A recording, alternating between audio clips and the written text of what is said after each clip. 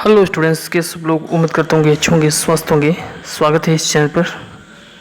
बात करेंगे आज जनरल साइंस सामान्य विज्ञान के टॉप 10 एमसीक्यू के बारे में, जिसमें हम लोग एनसीईआरटी बेस्ड पर क्वेश्चंस देखेंगे जो काफ़ी एग्ज़ाम में पूछा गया है। वैसे सवाल को हमने सम्मिलित किया हूँ इस वीडियो में। यदि आप रेलवे के कोई भी कैटेगरी का तैयारी कर रहे हैं या एसएससी की कोई भी पोस्ट में यदि आप तैयारी कर रहे हैं, या जेपीएससी का या बीपीएससी हो, या आने वाले जो भी सेंट्रल या स्टेट गवर्नमेंट का प्रिपरेशन कर रहे हो एग्ज़ाम के लिए, तो काफ़ी इम्पॉर्टेंट होगा इस वीडियो आप लोग के लिए। ठीक है, इसमें हम पार्ट 7 देखेंगे। 1 से लेकर 6 तक हमने ऑलरेडी कंप्लीट करा दिया हूँ। तो आप इसी चैनल में जाके प्लेलिस्ट में जाके आप देख सकते हैं सामान्य ज्ञान जनरल साइंस इम्पॉर्टेंट एमसीक्यू।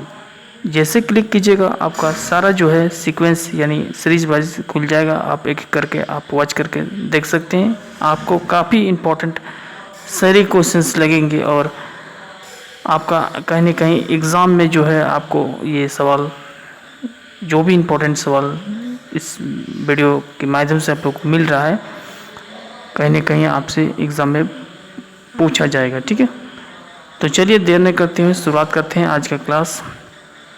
फटाफट आप लोग लाइन में जुड़ जाइएगा। न्यू स्टूडेंट रहेंगे तो वो वीडियो को लाइक कर दीजिएगा, और जो भी पहले से ऑलरेडी सब्सक्राइबर है वो वीडियो को एक बार शेयर कीजिएगा, सब्सक्राइब कर लीजिएगा। और न्यू स्टूडेंट वीडियो को सब्सक्राइब करके लाइक कर लीजिएगा और नोटिफिकेशन को ऑन कर लीजिएगा। चलिए, पहला क्वेश्चन आपकी स्क्रीन पर आ रहा है। उम्मीद करता हूँ कि प्रत्येक क्वेश्चन का आंसर आप लोग कॉमेंट में देंगे। ठीक है, चलिए क्वेश्चंस स्टार्ट करने से पहले हम बता देना चाहता हूँ, ये यूनिट एंड मेजरमेंट से सवाल में 10 क्वेश्चंस को लिया हूँ। यूनिट एंड मेजरमेंट, ठीक है, जिसको हम मात्रक और मापन बोलते हैं। इससे एग्ज़ाम में क्वेश्चन एग्जाम में पूछता है। ठीक है, तो इसका मैं टॉप 20 क्वेश्चन लिया हूँ, टॉप 10 क्वेश्चन लिया हूँ। इसी प्रकार से चैप्टर बाय चैप्टर आप लोग को वीडियो अब मिलने वाला है। ठीक है, एमसीक्यू। पिछले वीडियो में हमने current, electric current and sound को लिया था, और इस क्लास में हम यूनिट और मेजरमेंट को पूरा करेंगे। टॉप 10 क्वेश्चन जो भी इंपॉर्टेंट बनेगा उसको मैं लेके आया हूँ। ठीक है, तो चलिए देने करते हैं शुरुआत करते हैं। पहला क्वेश्चन आपकी स्क्रीन पर यह है। क्वेश्चन नंबर 1 में कहा जा रहा है कि the unit of power is, ठीक है, हिंदी में बता दे रहे हैं। जो भी हिंदी के स्टूडेंट होंगे हिंदी मीडियम का वो सुनेंगे, अपना आंसर दीजिए कॉमेंट में। इंग्लिश मीडियम वाला तो देख के रहे। The unit of power is कहने का अर्थ है कि कार्य का मात्रक है। ऑप्शन क्या है? न्यूटन मीटर, जूल, एम्पियर, ए और बी दोनों। ठीक है, बोथ ए एंड बी। तो आपको बताना है कि कार्य मात्रक है, कार्य का मात्रक है। कार्य मतलब समझे वर्क। ठीक है, फिजिक्स में आप लोग पढ़े होंगे वर्क, नहीं पढ़ेंगे तो आप लोग आंसर आप लोग को जरूर नोट करके रखिएगा। तो वर्क का पावर क्या हो जाएगा? जैसे कि हम लोग जानते हैं कि वर्क क्या होता है, थोड़ा एक्सप्लेन के साथ चलेंगे ताकि आपको भी डिटेल्स में समझ में आए। वर्क क्या होता है कि कोई भी वर्क हो रहा है, इसका मतलब किसी वस्तु पर आपका फोर्स लगना चाहिए। ठीक है, यानी फोर्स लगना चाहिए, और वह वस्तु जो है डिस्प्लेसमेंट हो, दैट इज कॉल्ड फोर्स। ठीक है, यदि किसी भी ऑब्जेक्ट पर यदि फोर्स लग रहा है, कोई वस्तु पर फोर्स लग रहा है, बल लग रहा है, तो वह यदि डिस्प्लेसमेंट हो जाए तो हम उसको कह सकते हैं कि वर्क हो गया। ठीक है, तो W इक्वल टू होता है Fx। फोर्स का मात्रा क्या है? बल का मात्रा हम लोग जानते हैं न्यूटन होता है। ठीक है, डिस्प्लेसमेंट को एस से सूचित करते हैं, और डिस्प्लेसमेंट की यूनिट क्या हो जाएगा? मीटर। तो क्या हो जाएगा? Newton metre. ठीक है, न्यूटन मीटर को ही क्या कहा जाता है? न्यूटन मीटर को ही कहा जाता है जूल। ठीक है, न्यूटन मीटर को क्या कहा जाता है? जूल कहा जाता है। ऑप्शन क्या है? न्यूटन मीटर है, बिल्कुल ये सही होगा। आगे ऑप्शन पढ़ लेना है। ठीक है, joule, option number B joule, ये भी सही होगा। एम्पियर किसका मात्रक है? तो इलेक्ट्रिक करंट का मात्रक है। किसका मात्रक है? करंट का मात्रक है। ठीक है, ये हो जाएगा करंट का मात्रक। क्लियर है? तो ऑप्शन नंबर ए और बी दोनों हो जाएगा। इसका मतलब ए और B, option number B correct हो जाएगा। क्लियर है? इसी प्रकार से डिटेल समझेंगे ताकि आपसे जो क्वेश्चन इसमें बनेगा इस चैप्टर से क्वेश्चन छूटेगा नहीं। ठीक है, चलिए अगला क्वेश्चन पर चलते हैं। क्वेश्चन नंबर 2 है कि candela is the unit of. Candela किसका मात्रक है? ठीक है, कैंडेला किसका मात्रक है? ऑप्शन क्या है? Luminous effect. Luminous effect, luminous effect मतलब होता है ज्योतिषीय प्रभाव। Option number 2 luminous flux, Hindi में है ज्योतिषीय flux. Option number C luminous pressure, ज्योतिषीय दाब। Option number D luminous intensity, ज्योतिषीय तीव्रता। तो कैंडेला किसका यूनिट है? तो ऑप्शन नंबर डी हो जाएगा correct, luminous intensity. Option number D correct हो जाएगा। क्लियर है? लुमिनस इंटेंसिटी जो होता है कैंडेला उसका मात्रक होता है और इसे सी से इंडिकेट करते हैं, इसे डिनोटेट करते हैं। डिनोटेट कभी पूछता है डिनोटेट किससे किया जाता है? तो डिनोटेड बाय सी डी, ठीक है, इसे सी डी से डिनोटेड किया जाता है। क्लियर है? अगला क्वेश्चन पर चलते हैं। क्वेश्चन नंबर 3 है कि which of the following is not of time, इनमें से समय का मात्रक नहीं है। ऑप्शन है लाइट ईयर, जिसको हम लोग हिंदी में बोलते हैं प्रकाश वर्ष। ऑप्शन नंबर 2 लीप ईयर, जिसको बोलते हैं लीप मतलब समझ रहे हो? लीप मतलब 4 साल के बाद आता है, 4 साल के बाद, ठीक है। जैसे 2000 में आया, फिर 2024 में आएगा, ठीक है, फिर 2028 में, इस प्रकार से चलते रहता है। तो इसी को 4 साल के बाद जो आता है उसको हम बोलते हैं लीप ईयर, ठीक है। और लीप ईयर में कितना होता है? 366 दिन होता है, ठीक है, एक दिन बढ़ जाता है। ऑप्शन नंबर 3 है लूनर मंथ, लूनर मंथ, ठीक है, मतलब महान लूनर, ठीक है। और ऑप्शन नंबर डी है नॉन ऑफ दिस, इनमें से कोई नहीं। तो इसमें क्वेश्चन पूछा गया कि which of the following is not of time, ठीक है, which of the following is not of time, which of the following is not unit of time होगा, यहाँ पर एक जोड़ छूट गया है, यूनिट ऑफ टाइम होगा, ठीक है, समय का मात्रक नहीं है। तो लाइट ईयर जो होता है, लाइट ईयर किसका यूनिट है? डिस्टेंस का यूनिट है, ठीक है, किसका यूनिट है? डिस्टेंस का, दूरी का मात्रक है, ठीक है। क्योंकि हम लोग जानते हैं कि बहुत लंबी दूरी को मापने के लिए, ऐसे तो सीधा सिंपल से दूरी मापने के लिए आप लंबाई का भी मीटर का यूज कर सकते हैं, ठीक है। लेकिन यदि आपको बहुत लंबे दूरी को मेजरमेंट करना हो, मापना हो, तो हमें प्रकाश वर्ष का प्रयोग करते हैं। किसका प्रयोग करते हैं? प्रकाश वर्ष का। तो ऑप्शन नंबर यहाँ पर क्या हो जाएगा? ए नंबर करेक्ट, क्योंकि ये डिस्टेंस को मेजरमेंट करता है। बाकी मंथ हो, लूनर मंथ हो या फिर लीप ईयर हो, ये दोनों जो होता है टाइम को मेजरमेंट करता है कहीं ना कहीं, ठीक है। तो ऑप्शन नंबर यहाँ पर नॉट पूछा है, तो ऑप्शन नंबर ए करेक्ट हो जाएगा। लाइट ईयर का यदि बात की जाए तो 1 लाइट ईयर जो होता है, 1 लाइट ईयर, इसको भी याद रखिएगा। 1 लाइट ईयर पूछता है कि 1 लाइट ईयर कितने मीटर के बराबर होता है, तो पूछता है, तो याद रखिएगा 9.46 इंटू 10 के पावर 15 मीटर, ठीक है। तो इसको अब आप लोग नोट करके रखिएगा। एक लाइट ईयर जो होता है, एक प्रकाश वर्ष होता है, वो 9.46 इंटू 10 के पावर 15 मीटर के बराबर होता है। तो हमने अभी क्या देखा है कि बहुत लंबे दूरी को यदि मेजरमेंट करना हो तो उसे हम प्रकाश वर्ष द्वारा मापते हैं। और प्रकाश वर्ष क्या है? एक दूरी का मात्रक होता है और एक प्रकाश वर्ष होता है 9.46 इंटू 10 के पावर 15 मीटर, यानी 1 light year is equal to 4.6 into 10 के पावर 15 मीटर, ठीक है। चलिए क्वेश्चन नंबर 4 जो है कि what is the CGS unit of work, CGS unit of work यानी कार्य का सीजेसी मात्रा क्या है? ऑप्शन क्या है? अर्ग है, टेस्ला है, डाइन है और जूल है, ठीक है। आंसर क्या हो जाएगा? क्वेश्चन नंबर 4 का आंसर देने की कोशिश कीजिएगा आप लोग, फटाफट आंसर दीजिएगा कमेंट में, ताकि हमें भी पता चले कि आप एग्ज़ाम को लेकर कितना सीरियस है, ठीक है। What is the CGS unit of work? जी हाँ, लेडी सुपरवाइजर की तैयारी कर रहे हैं तो एकदम बना कर रखिएगा, क्वेश्चन इसी प्रकार से आपको पूछेगा क्वेश्चन, ठीक है।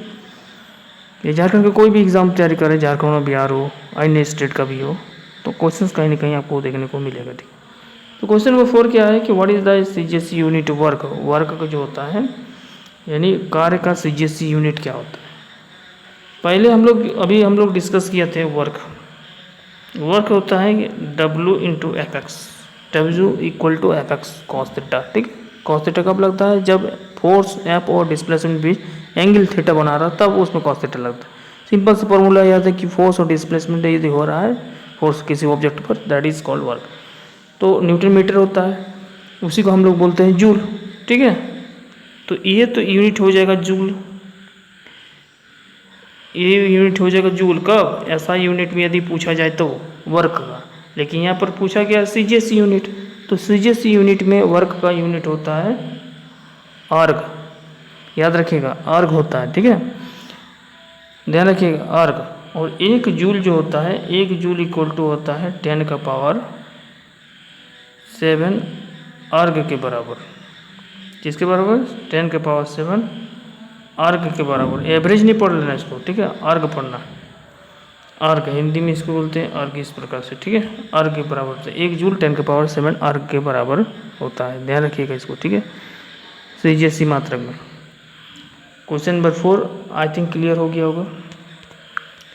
अगला क्वेश्चन से क्वेश्चन नंबर 5 है, pressure is a, pressure, pressure मतलब होता है दाब, दाब है एक, क्या है, दाब है क्या है, वेक्टर क्वांटिटी है जिसको हम बोलते हैं सदिश राशि है। स्केलर क्वांटिटी है, क्या यह अदिश राशि है। बोथ ए और बी, क्या दोनों हैं सदिश या अदिश, या इनमें से कोई नहीं, नॉन ऑफ दिस। आपको बताना है कि प्रेशर क्या है, यानी दाब क्या है, एक क्या है सदिश राशि है, वेक्टर क्वांटिटी है, या अदिश राशि है, स्केलर क्वांटिटी, क्या दोनों हैं बोथ ए एंड बी, या इनमें से कोई नहीं, नॉन ऑफ दिस। तो आंसर क्या हो जाएगा, पहले आपको क्लियर होना चाहिए प्रेशर, ठीक है, हालांकि आंसर बताते रहे। सबसे पहले प्रेशर क्या है, एक स्केलर क्वांटिटी है, ठीक है। अब स्केलर क्वांटिटी क्यों है, ये सबसे पहले आपको जानना है, आपको रटना नहीं है, ठीक है, मेरे क्लास में आपको रटना नहीं है। यदि डाउट हो रहा है तो डाउट से रिलेटेड भी सवाल में ले आऊँगा ये क्लास, हालांकि एक एक चीज़ हम डाउट अभी क्लियर कर दे रहा हूँ, तो आई थिंक हमको लग रहा है नहीं लग रहा है कि अलग से आपको क्लास लेने की आवश्यकता पड़ेगी। तो प्रेशर इज ए, प्रेशर मतलब होता है दाब, ठीक है। और प्रेशर क्या होता है, बल बट्टे क्षेत्रफल होता है, ठीक है। प्रेशर क्या होता है, बल बट्टे क्षेत्रफल, यानी pressure equal to force by area होता है इंग्लिश में, ठीक है, फोर्स बाय एरिया। जबकि बल जो होता है, फोर्स जो होता है, ये क्या है, ये फंडामेंटल क्वांटिटी है, क्लियर है, क्या है, बल क्या है, फंडामेंटल क्वांटिटी। क्षेत्रफल हम लोग पढ़े हैं, क्षेत्रफल क्या है, फंडामेंटल क्वांटिटी है, ठीक है। और ये जो है, ये जो होता है प्रेशर, प्रेशर जो होता है वो क्या होता है, फोर्स बाय एरिया, जो कि ये इंडिपेंडेंट होकर डिपेंडेंट के साथ रिलेशन रखता है। मतलब कह सकते हैं कि ये स्केलर क्वांटिटी होगा, तो स्केलर क्वांटिटी का कहने का मतलब होता है जिसके पास सिर्फ परिणाम होता है, जिसको हम बोलते हैं मैग्नीट्यूड। क्या होता है, मैग्नीट्यूड होता है, और उसका कोई डायरेक्शन नहीं होता है, ठीक है, जिसका कोई डायरेक्शन ना हो, जिसका कोई डायरेक्शन ना हो, ठीक है, ओनली सिर्फ मैग्नीट्यूड हो, तो हम उसे कहते हैं स्केलर क्वांटिटी। वेक्टर क्वांटिटी किसको कहते हैं, जिसके पास मैग्नीट्यूड के साथ साथ डायरेक्शन भी हो, किसके साथ, मैग्नीट्यूड के साथ वह डायरेक्शन भी हो, और वेक्टर अलजेब्रा का जो फॉलो कर रहा हो, ठीक है, उसे हम वेक्टर क्वांटिटी कहते हैं। एग्जाम्पल हो गया velocity, displacement, force, acceleration, intensity of magnetic field, ठीक है, मोमेंटम, ये सारे जो है वेक्टर क्वांटिटी के अंदर आते हैं। जबकि स्केलर क्वांटिटी में current, temperature, pressure, time, work, energy, volume, speed, mass, etc, बहुत सारे ऐसे एग्जाम्पल आएगा जिसमें स्केलर क्वांटिटी में आएगा, क्लियर। क्वेश्चन नंबर 6 कह रहा है, which of the following is a scalar quantity, इनमें से कौन सा अदिश राशि है। ऑप्शन है एक्सेलेरेशन, एक्सीलरेशन मतलब होता है त्वरण। ऑप्शन नंबर बी है मोमेंटम, जिसको संवेग बोलते हैं। एनर्जी मतलब होता है ऊर्जा। और ऑप्शन नंबर डी जो है वो फोर्स है, जिसको बोलते हैं बल। तो आपको बताना है कि इनमें से कौन सा एक जो है स्केलर क्वांटिटी है, जिसको बोलते हैं अदिश राशि है, ठीक है, कौन सा अदिश राशि है। तो हमने अभी बात किया कि अदिश राशि में अंतर्गत कौन कौन सा आएगा। अदिश राशि के अंतर्गत आएगा आपका current, temperature, pressure, energy, time, work, volume, speed, mass, etc, बहुत सारे ले सकते हो। तो एनर्जी भी आ गया, कहीं ना कहीं एनर्जी यहाँ पर है, ऑप्शन नंबर सी करेक्ट हो जाएगा।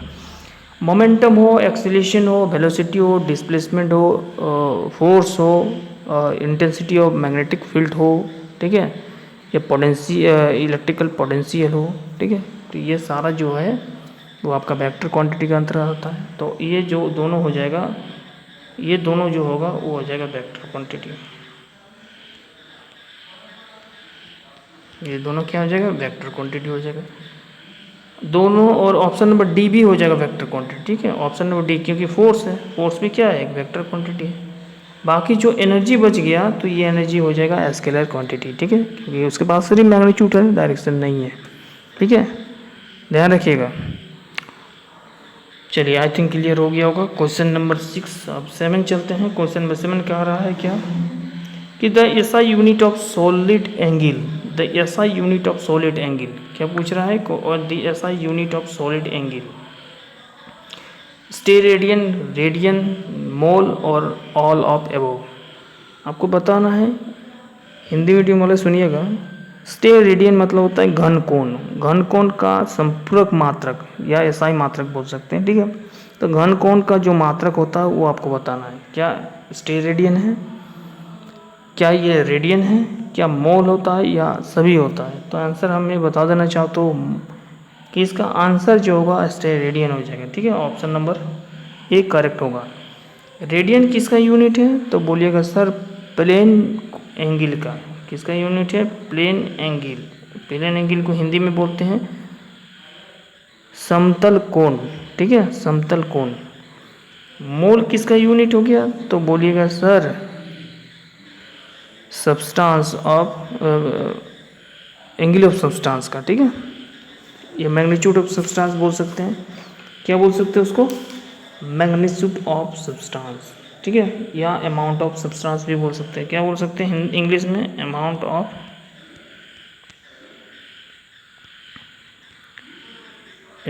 सब्सटेंस, ठीक है, अमाउंट ऑफ सब्सटेंस बोल सकते हैं, या हिंदी में उसको बोलते हैं पदार्थ की परिणाम। उसका आंसर ऑप्शन, उसका यूनिट होता है मोल। तो आंसर क्या हो जाएगा, क्वेश्चन नंबर 7 का आंसर हो जाएगा ऑप्शन नंबर ए करेक्ट हो जाएगा। क्लियर है। अगला क्वेश्चन है क्वेश्चन नंबर 9 कि 1 पार्सेक इज इक्वल टू, एक पार्सेक बराबर होता है 3.26 लाइट ईयर के बराबर, 3.08 इंटू 10⁻15 मीटर के बराबर, या ए और बी दोनों, या नॉन ऑफ दिस, इनमें से कोई नहीं। आपको बताना कि एक पार्सेक बराबर होता है, ठीक है, एक पार्सेक बराबर होता है। तो आप लोग को पता होगा कि 1 पार्सेक होता है 3.26 लाइट ईयर के इक्वल। तो ऑप्शन नंबर 1 तो सही है। फिर आपको देखना ना है, हम लोग जानते हैं कि 1 लाइट ईयर इक्वल टू होता है 9.46 इंटू 10⁻15 मीटर। 1 लाइट ईयर जो होता है ना, 1 light year is equal to 9.46 into 10⁻15 metre बराबर होता है। और 1 पार्सेक इक्वल टू होता है 3.26 लाइट ईयर। अब लाइट ईयर की जगह पर 9.46 इंटू 10⁻15 मीटर को जब बैठाइएगा और पुट कीजिएगा, दोनों को मल्टीप्लाई कीजिएगा 3.26 इंटू 9.46 इंटू 10⁻15 मीटर को, तो कैलकुलेट करके आंसर जो आता है वो आता है 3.08 इंटू 10⁻15 मीटर, ये आता है, ठीक है। तो एक पार्सेक हो जाएगा, एक parsec equal to 3.08 into 10⁻15 metre के इक्वल हो जाएगा। क्लियर है। इसका मतलब ऑप्शन नंबर ए भी सही है, ऑप्शन नंबर बी भी सही है, ठीक है। तो ऑप्शन नंबर क्या हो जाएगा, ए और बी दोनों हो जाएगा, ठीक है, ए और बी दोनों हो जाएगा। क्लियर है। चलिए, क्वेश्चन नंबर 8 का आंसर सही हो गया, ठीक है, क्लियर हो चुका है आई थिंक। क्वेश्चन नंबर 9 क्या है, displacement is may be, displacement is may be, displacement होता है विस्थापन, विस्थापन हो सकता है, मे बी मतलब हो सकता है, ठीक है, डिस्प्लेसमेंट हो सकता है, विस्थापन हो सकता है। क्या ये पॉजिटिव हो सकता है, क्या ये नेगेटिव हो सकता है, क्या ये जीरो हो सकता है, या सभी हो सकता है, ऑल ऑफ एबव। तो हम लोग जानते हैं डिस्प्लेसमेंट क्या होता है। पहले आंसर मैं बता देना चाहता हूँ कि ऑप्शन नंबर डी करेक्ट होगा, ठीक है। जो भी ऑप्शन नंबर डी सोचे हैं माइंड में या आंसर दे रहे हैं कमेंट में देना चाह रहे हैं या सोच रहे हैं, जो भी है, तो ऑप्शन नंबर डी करेक्ट हो जाएगा। तीनों होता है, ठीक है। आप थोड़ा डिस्कस करते हैं डिस्प्लेसमेंट क्या होता है। डिस्प्लेसमेंट जो होता है वो इनर्शियल होता है, जहाँ से आप स्टार्ट किए कोई भी दूरी तय करना, ठीक है, initial to final, to final position, final position मतलब कहाँ, जहाँ अंतिम दूरी होता है। तो इनर्शियल से फाइनल पोजीशन के एक शॉर्टेस्ट डिस्टेंस होता है। क्या होता है? शॉर्टेस्ट, एक शॉर्टेस्ट डिस्टेंस होता है, ठीक है, जैसे आप मापते हैं, ठीक है, जितना शॉर्टेस्ट डिस्टेंस होगा इनर्शियल और फाइनल पोजीशन के बीच में एक शॉर्टेस्ट डिस्टेंस होता है, जिसको हम बोलते हैं न्यूनतम दूरी, उसी को हम बोलते हैं विस्थापन, ठीक है। और विस्थापन का मात्रक क्या होता है? एसआई मात्रक। तो विस्थापन का एसआई मात्रक होता है मीटर, ठीक है। विस्थापन का एसआई मात्रक क्या हो जाएगा? मीटर हो जाएगा। दूसरे शब्द में आप इस प्रकार से बोल सकते हैं कि किसी निश्चित दिशा में दो बिंदुओं के बीच के लंबवत न्यूनतम दूरी को हम विस्थापित करते हैं, ठीक है। एक fix direction of 2 points, a fixed direction, the difference between 2 point in shortest distance is called a displacement. The unit of displacement is meter. Displacement is may be positive, negative and zero. ये धनात्मक भी होता है, ऋणात्मक भी होता है और शून्य भी होता है। यानी ऑप्शन नंबर क्या हो जाएगा? सभी हो जाएगा, ठीक है। डी नंबर करेक्ट हो क्वेश्चन नंबर 9 का। अगला क्वेश्चन है क्वेश्चन नंबर 10 जो है, क्वेश्चन नंबर 10 क्या है? 1 micron is equal to 1 micron को इस प्रकार से भी लिखा जाता है, 1 micron is equal to what, ऐसे भी, ठीक है। तो 1 माइक्रोन क्या होता है? 10 के पावर 6 सेंटीमीटर, 10 के पावर -6 सेंटीमीटर, 10 के पावर 9 सेंटीमीटर और 10 के पावर -15 सेंटीमीटर। तो आप लोगों को पता होगा, यदि आप लोग याद रखे हैं तो deci, centi, milli, micro, nano, pico, femto, hecto और deca, hecto, kilo, mega, giga, tera, peta, hexa. अब ये सब क्या है? हमने अभी बात किया deci, centi, milli, micro, nano, pico, deca, hecto, kilo, mega, giga. ये क्या है? ये एक प्रीफिक्स है, फिजिक्स का ही है, आप लोग को प्रीफिक्स है। आप लोग पढ़े होंगे कंपोनेंट है और एक प्रीफिक्स। कंपोनेंट मतलब होता है 10 का घातांक, घात जिसके लिखते हैं 10 के पावर 1, 10 के पावर 2, 10 के पावर 3। तो ये जो 10 के पावर 1, 2, 3 लिख रहे हैं ना, तो ये आपका शुरू होगा deca, hecto, kilo, mega, giga, tera, peta, hexa से। यानी ये सब प्रीफिक्स हो गया, पॉजिटिव में आएगा। पावर ऑफ नेगेटिव किस में आएगा? कंपोनेंट में, जिसको 10 ऑफ घात लिखते हैं, 10 के पावर -1, -2, 10 के पावर -3, 10 के पावर 6, इस प्रकार से चलते रहेगा। तो deci, centi, milli, micro, nano, pico, femto, hecto में आएगा ये सब, ठीक है। ये सारा चीज़ है। तो कभी कभी सिंबल में लिख देता है कि 1 micron is equal to what, symbol में। तो अभी सिंबल दिया, अरे ऐसे लैंग्वेज में लिखेगा तो 1 माइक्रोन इज इक्वल टू लिखेगा। तो आंसर क्या हो जाएगा? ठीक है, तो इसका आंसर क्या हो जाएगा? तो इसका आंसर हो जाएगा 10 के power -6। Option number B correct हो जाएगा। अब देखिए ऑप्शन नंबर बी क्यों करेक्ट हुआ? हमने क्या बताया कि deci, centi, milli, micro, negative option जो पावर आएगा वो नेगेटिव में जाएगा, 10 के पावर -1 जाएगा, फिर 10 के पावर -2। तो deci, centi, milli, micro 4 number में आता है। तो 1 2 3 के बाद टेबल शुरू कर देना। तो 1 2 3 4 1 2 3 के बाद 6। तो deci, centi, milli, micro, micro कितना आता है? 4 में। तो 3 के बाद हमने बोला टेबल, तो 3 2 जा 6, तो -6, क्योंकि माइनस में जा रहा था। पावर ऑफ एक्सपोनेंट जो होता है पावर माइनस में होता है डेसी, सेंटीमीटर में। तो ऑप्शन नंबर क्या हो जाएगा? बी करेक्ट हो जाएगा, 10 के पावर -6 सेंटीमीटर आएगा, ठीक है। अब 10 के बाद जो 6 है वो क्या है? तो वो बोलेगा मेगा, 1 मेगा होता है, ठीक है। इसको भी आप लोग याद रखिएगा, 1 मेगा यदि आपसे पूछा जाए तो 10 के पावर 6 होगा, पॉजिटिव में 6 होगा। 10 का पावर 9 क्या है? तो बोलिएगा सर गीगा है। 1 गीगा जो होता है, 1 गीगा इज इक्वल टू 10 का पावर 9 होगा। और 10 के बाद जो 15 लिखा है वो क्या है? तो बोलिएगा सर 10 का पावर, अच्छा -15 है, 10 का पावर -15 क्या है? तो फेम्टो है। क्या है? फेम्टो। तो ये भी आप लोग याद रखिए, FEM तो फेम्टो, जिसको हम लोग ऐप से, स्मॉल ऐप से सूचित करते हैं। तो फेम्टो भी यदि पूछेगा 1 फेम्टो इज इक्वल टू 10 के पावर -15। तो ये सारा प्रीफिक्स और आपका एक्सपोनेंट, जिसको घातांक बोलते हैं और पूर्व प्रत्यय बोलते हैं प्रीफिक्स को, ठीक है। तो इस प्रकार से हमने क्वेश्चंस को डिस्कस किया 1 से लेकर 10 तक। आई थिंक जो है इसी प्रकार से क्वेश्चंस आपका एग्ज़ाम में देखने को मिलेगा। एक क्वेश्चन आने की पूरी संभावना है। उम्मीद करता हूँ कि अगला जो पार्ट रहेगा वो बहुत जल्द आपको देखने को मिलेगा। अपना